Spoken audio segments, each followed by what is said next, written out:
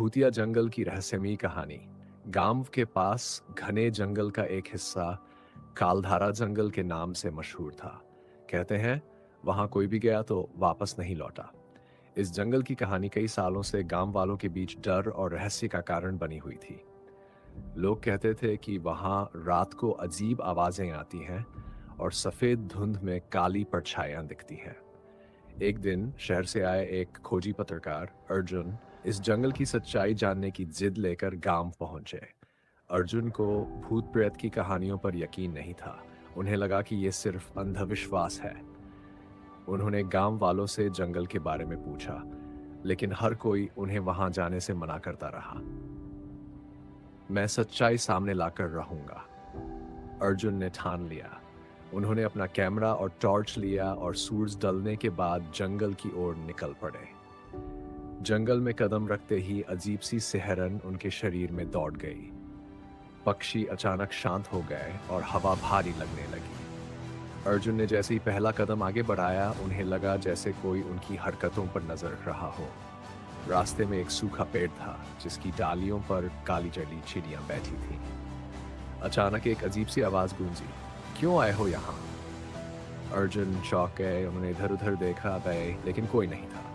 उन्होंने इसे अपना भ्रम मानकर नजरअंदाज किया और आगे बढ़ गए। जंगल के भीतर उन्हें पुराने टूटे हुए मंदिर का ढांचा दिखाई दिया।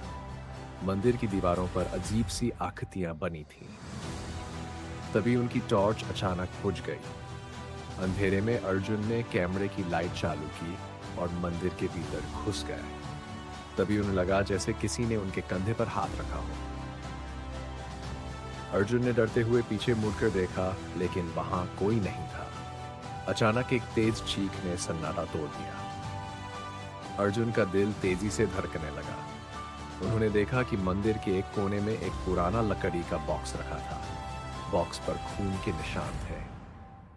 अर्जुन ने हिम्मत जुटाई और बॉक्स खोल दिया।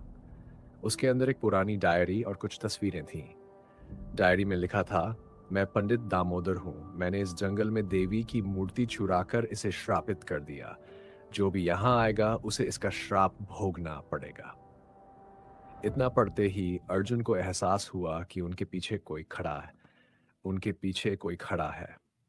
उन्होंने पीछे मुड़कर देखा तो एक परछाई दिखाई दी जो धीरे धीरे उनके करीब आ रही थी। अर्जुन ने भागने की कोशिश की, लेकिन उनके पैर जड़ हो गए। परछाई ने कहा, तुमने यहां आने की हिम्मत कैसे की? अर्जुन ने कांपते हुए कहा, मैं सच्चाई जानना चाहता था। परछाई हंसने लगी और बोली, अब यह सच्चाई तुम्हारे साथ जाएगी। अर्जुन ने किसी तरह खुद को संभाला और वहां से भाग निकले। लेकिन जब उन्होंने गांव पहुंचकर लोगों को पूरी घटना बताई और कैमरे का वीडियो दिखाने की कोशिश की, तो कैमरे में केवल काली स्क्रीन दिखाई दी। अर्जुन अब हर रात एक ही सपना देखते हैं।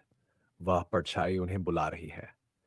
कहते हैं अर्जुन उस जंगल से तो बचकर आ गए, लेकिन उनकी आत्मा वहीं कैद हो चुकी है। कालधारा जंगल का रहस्य आज भी बरकरार है।